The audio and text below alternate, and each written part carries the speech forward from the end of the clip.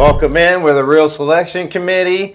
We're here to talk about the thing we love, college football, and we're waiting for the season to start. We got spring training going on, spring practices, and we want to just go over and talk about some of these teams that we feel are going to make it into the playoffs or are going to miss out on the playoffs. So one of the teams that we sat around and chose is Colorado Buffaloes with primetime Deion Sanders there.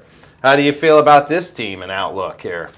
Well, originally when we spoke about this before we started all this, we both felt, and I felt, that they were going to be in the mud. Mm-hmm. They were losing Shedeur Sanders, who, even though opinions vary about him, no one can take away the fact that that man's a talented player. Travis Hunter may have been the most talented player in college football. And, we know they were losing both of those. So we thought, man, what else has Colorado had? Because Colorado was pretty bad before Deion and the boys got there.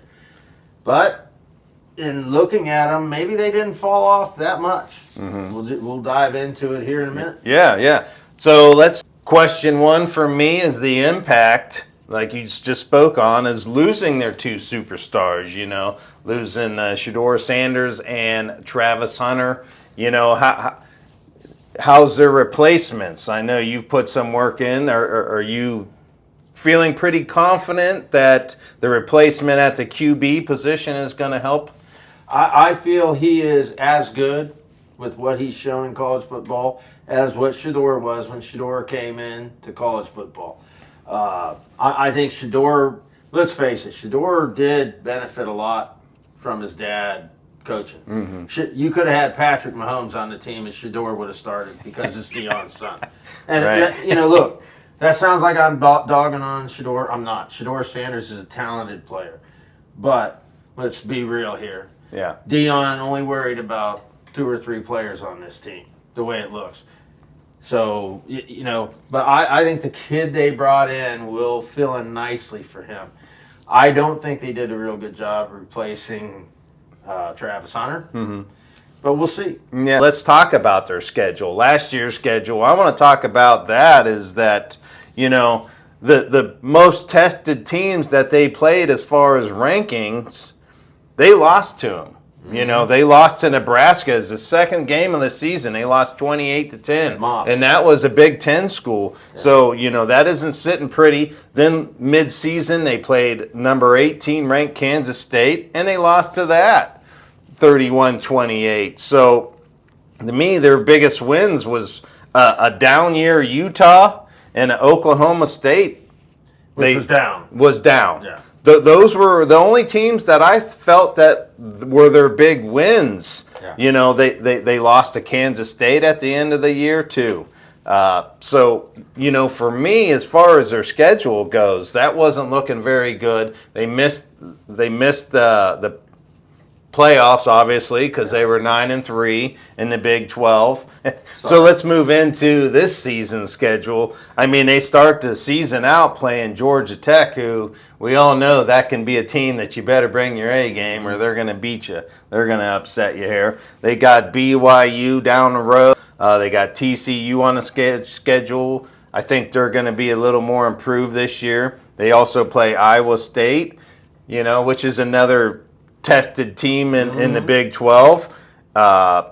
Utah, I think, is going to be a little bit better. Arizona State still on there. They're in their schedule. So they're going to play everyone that's a powerhouse team in the Big 12. So their schedule is going to be tested all the way down the road.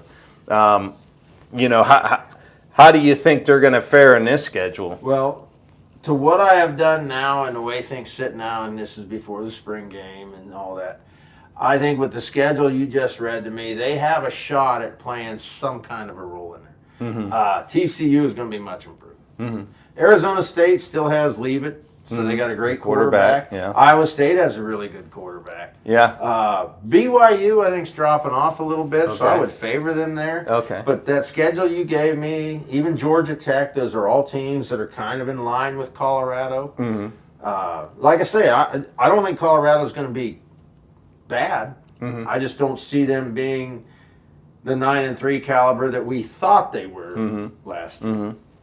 So they're going to be in contention because, you said, last year they missed out on playing a lot of these top schools, Yeah. So they're going to have them in this year, this schedule. Yeah. So we'll see how that plays. Yes. So they'll have the biggest impact as far as who's going to be the Big 12 champ or moving on, So let's talk about, I know you've done a lot of work on here. Let's talk about the recruiting class. Deion Sanders, I think, is very great at recruiting and, hyping up kids. He's got that NFL pipeline that all kids are enamored by. They love that.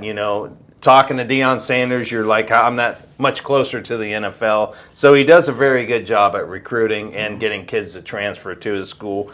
Let's hear your homework because I know you did it. Well, their recruiting class, from what I see, is I got to figure number 27 overall. But let's just say they're top 30 because that seems to switch every day. Mm-hmm. He's got about 6 or 7 4-star recruits, which is unheard of in Colorado before he got there. So I think they've done a pretty good job recruiting. They got 14 commits coming in. I know you like the transfer scene. I don't know as much about the transfer as you do, but I do know they nailed Caden Salter from Liberty, who was a pretty darn good quarterback. So that's what I see there. There's a little bit of help coming. They got a 4-star quarterback coming in. They've got 2 4-star wide receivers coming in, so there's depth on the offense. And they got an edge runner coming in, or edge rusher, excuse me, and an interior offensive lineman. Those are all 4-star recruits. There could be more, but where I saw, that's what they showed. And right now, their recruiting class is 37th. Transfer class is 27th. So they got some big names coming in. Their big star coming in is they flipped Julian Lewis, who was committed to USC, to transfer to Colorado because they do need to find that quarterback. With Shedeur Sanders leaving, he's going to be, I think, pretty darn good. He's one of their prized possessions, coming in. And they did nail Caden Salter, who was a 2-time Conference USA first-teamer. Transfer from Liberty, who I got graded really high. So their entire offensive line is returning starters, and they grade, most of them are 2-year starters. So that's going to be a help better than what they were last year because they got added experience there. Wide receiving core, not really much there.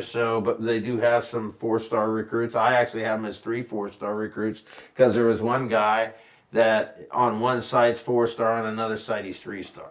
Yeah. So I think they're going to be okay there. But Caden Salter is going to be the ticket. I mean, if he continues to go up, that gives them a lot better shot. Now, if these other guys don't come along, if the wide receivers and the running back, they don't keep progressing, then they're going to fall off like the Oklahoma State has done the last couple of years. Right. They do have 2 capable QBs. Like you said, they got Caden Salter. Plus, they managed to flip Julian Lewis. Yeah. It's going to be experience is Salter versus elite potential in Julian Lewis. Yeah. So, I think they're able to replace losing Shedeur and being right where they were last year. I think their offense is going to be fine. It's just that Big 12 is, there's so many questions in that Big 12 for me. One thing that, like you mentioned earlier to me, is Deion Sanders does a great job of coaching these players up with his NFL experience. Sure. He's littered his coaching staff with NFL players plus NFL coaches that coached in the NFL. Kids love that, and I like his approach to the game. Right, he has these kids ready to play, and one thing I really respect that I kind of wanted to ask you a question about is, instead of these people having these spring showcases or spring games where they just play against themselves, he's trying to scrimmage someone. He wants to scrimmage. I guess Syracuse and Colorado are wanting to play each other in a spring game. Well, how do you see that? I think that is a great idea. Mm-hmm. As long as they have some rules in place that will limit the chances of guys getting injured. Right. But I think it's a great idea because you're playing your own guys and you have these rules in place, right? I mean, there's not a lot of tackling. There's not a lot of hard hitting, so to speak. Of course, the offense and defensive line get after each other. But if you could get that to go, I think that's an excellent idea because you're playing your own guys. Mm-hmm. Mm-hmm. Oh, you're over here on the black team and you're on the gold team. Mm-hmm. Yeah. I mean, you're not really getting yourselves ready to play. Mm-hmm. Mm-hmm. Go out there and scrimmage another team. Yeah. I agree with you. I really like the idea of that because you do have a lot of a time in between before the season starts that you can kind of see where these kids are, where they're at, how they play. Yeah. You're going to have some recruiting kids come in that are playing for spots and stuff like that. And like you said, it is an organized scrimmage. So it's not like you're just saying, hey, we're going to play a whole football game, go out there. It's going to be situational play, 10 at the 20-yard line and see what you can do here. And, it's kind of, where they have refs and they, it's just like a regular scrimmage. So I think it's phenomenal. I think it's a great idea because, one is, you get the exposure for like Colorado against an ACC school, which Syracuse is a decent team, or anyone else that steps up and wants to play in a scrimmage. I wish the rest of the league looks into this and see how this plays out, but I really like that. I think it's a great idea. I mean, you get more of an idea. You're scrimmaging guys that you play against every day. Mm-hmm. When you're practicing, you're going against these guys. Now, I don't exactly know how they pick the teams. They take the number 1 offense and number 2 defense over here against the number 2 offense, number 2 defense over here. Do they actually pull the guys out of the hat? Mm-hmm. How do they come up with this? Yeah. So to me, why not keep all your people together and play another team? Ones against ones. Yeah. I mean, most of the time they do kind of split the teams up where, this guy's with this guy and this guy's with this side. Yeah. So this way you have your ones against ones and you really get an indication on how your team sets up and you can put situational play in there. So that'll be fun if that comes to fruition. I really like that idea. So let's go to the last question with the Colorado team. How do you see Colorado finishing out the year? Are they a contender or a pretender? As far as for the national title, they're a pretender. Mm-hmm. I don't think they have any shot when they start. I don't even think they have a shot. They don't have a real good shot at winning their own conference. They have a shot at competing in it, and they might have a shot at sneaking into the playoffs because I do think the Big 12 is going to be much better. Mm-hmm. And the 3 teams that I see being strong were not those ones from last year. These are the new ones coming in that finished strong. But I don't think Colorado really has a shot at doing anything in the national title. Mm-hmm. They do have a shot at being a factor in the Big 12, yes, but that's it. Yeah. So that's interesting there. You think the Big 12 is going to put 2 teams in. So, they have a shot of being one of the 2 teams, but I'm going to stick with Arizona State as being the team in there to beat. And I like, Iowa State. They were the 2 best teams going in. I think Utah is going to rebound. So Colorado to me is definitely hoping that they can, get into one of those playoff spots. And I will say this. You've got Arizona State ranked in there, and I do see Arizona State being a factor. But I see TCU, Texas Tech, and Baylor being the teams to beat. Yeah. One thing I do give credit for Deion Sanders is that he has turned this organization around, this program around. Colorado's been in the dumps for the last few years, and now they're a contender in this thing. As far as my mind, I think they're a contender for the Big 12, but they're not nationally a contender yet. Yeah. You know, they have to get a lot more studs in there to really be a contender nationally Right. against the powerhouse. Well, we were talking about my grades for the units. Well, Colorado's offense graded a 59.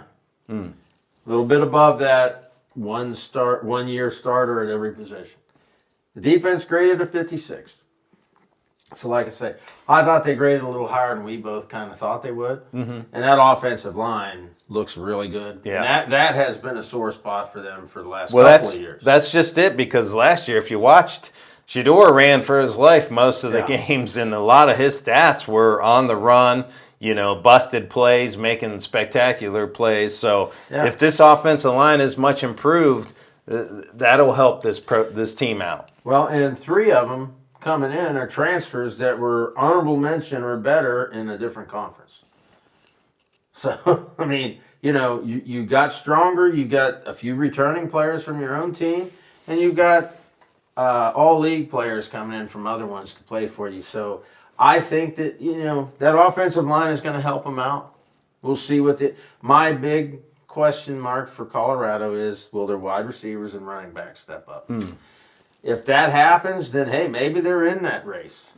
But I will tell you, from the grading I've done elsewhere, I think they'll be fighting to be that number 4 team. Yeah. Their schedule will help them though. Yeah. You kind of read me their schedule, and I think they've kind of avoided some bombs other than Arizona State. Well, if they start out fast and they can climb the rankings and let other schools pick each other up and get into the playoffs, then there's a prayer there. But Big 12 title, I think they can contend. Outside of that, I really worry about what they have to compete. 100% good assessment. Yes. Because they are in that striking distance for the Big 12 title. I don't think they can win it. But I think they are a contender for it. They're going to play a role one way or the other, be it getting in or spoiler. So we'll see. Yeah, well, that was fun. That's going to do it for this episode. You know, it's real easy to like and subscribe. Tell us what you think. You know, we love doing this. We have fun studying and watching all these players, how they perform, the recruiting classes, the transfers. You know, we're so excited for this season to come up here. You know, so hey, it's real easy. Like and subscribe. Catch you next time. Peace.